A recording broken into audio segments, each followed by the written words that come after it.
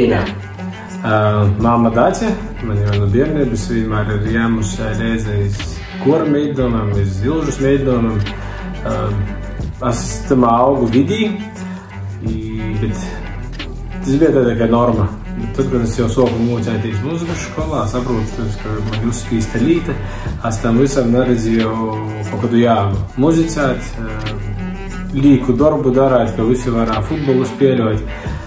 Redzēt, māma mēģināja kaut kādā veidā iedrošinot, pastostāt, īmocēt, darāt darbu, ka tu nedara citi.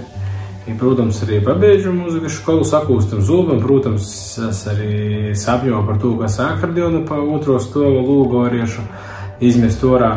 Bet, dzīvī viss notiek tiešām tam jonotiek. Mēs arī joprojām muzicējam, bet tamā laikā bērnībā nebija tādas īspējas, nebija to vīzijas, nebija to sapņu vispār par ko es to daru. Varbūt kaut kādos baļiešos uzspēļot, būt labam cilvēkam, būt kompānijai, bet, piemēram, ka mūsu bērnam tagad ir pavisam savādāk. Var izslēgt YouTube video i tiemēt to mūsu rezultātu, mūsu bērnības, ko mēs arī esam līdzējusi šīs muzikas skolā. Tas ir viņam pavisam savādāk.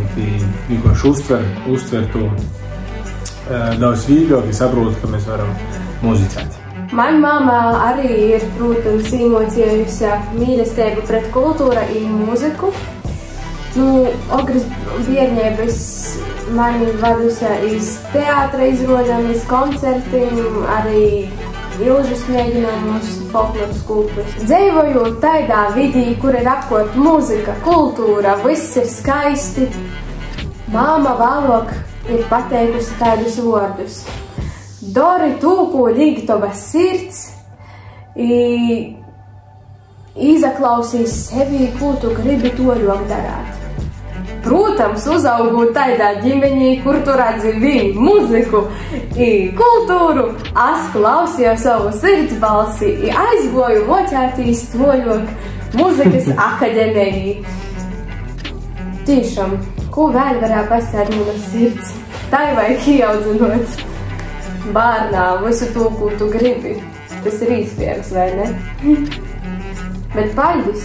Es atrodu sevi, pateicoties tam, ko es redzēju bērnībā. Dace, es tevi mīlu.